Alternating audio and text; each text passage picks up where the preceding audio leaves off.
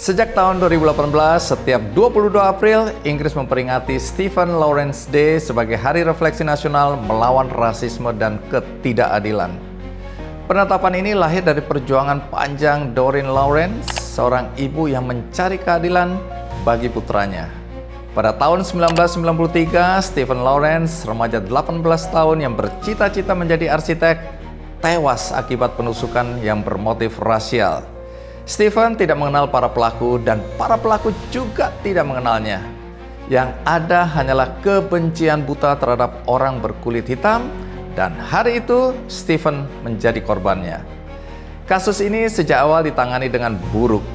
Tuntutan dihentikan, para tersangka dinyatakan tidak bersalah dan dibebaskan. Hukum saat itu menerapkan prinsip double jeopardy yang menyatakan seorang hanya bisa diadili satu kali dalam kejahatan yang sama. Akibatnya, kasus pembunuhan Stephen tidak dapat dibuka kembali meskipun terdapat banyak kejanggalan. Doreen Lawrence, sang ibu, tidak bisa menerima keputusan tersebut.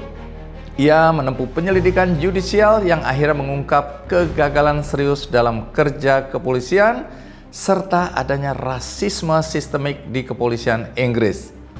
Temuan ini mengguncang publik dan mendorong reformasi besar dalam sistem hukum Inggris.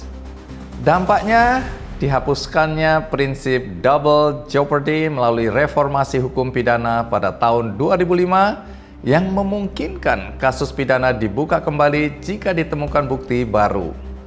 Perubahan ini merupakan suatu reformasi hukum terbesar dalam sejarah Inggris modern.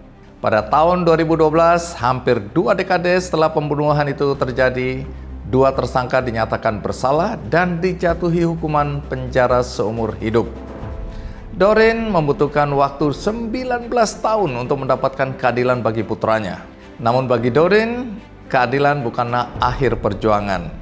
Ia mendirikan lembaga yang kini dikenal sebagai Blueprint for All yang membuka akses pendidikan dan peluang kerja bagi ribuan anak muda dari berbagai latar belakang. Ia terus melangkah dengan tujuan yang lebih luas, yaitu mendorong terwujudnya masyarakat adil dan inklusif, di mana setiap orang memiliki kesempatan yang setara tanpa memandang ras, gender, agama, disabilitas, maupun latar belakang sosial. Ini bukan sekadar kisah masa lalu. Apa yang diperjuangkan Doreen Lawrence masih menjadi tantangan di banyak tempat hingga hari ini. Meski konteksnya berbeda, isu diskriminasi berdasarkan latar belakang, kondisi fisik, atau kelompok tertentu masih ada di sekitar kita.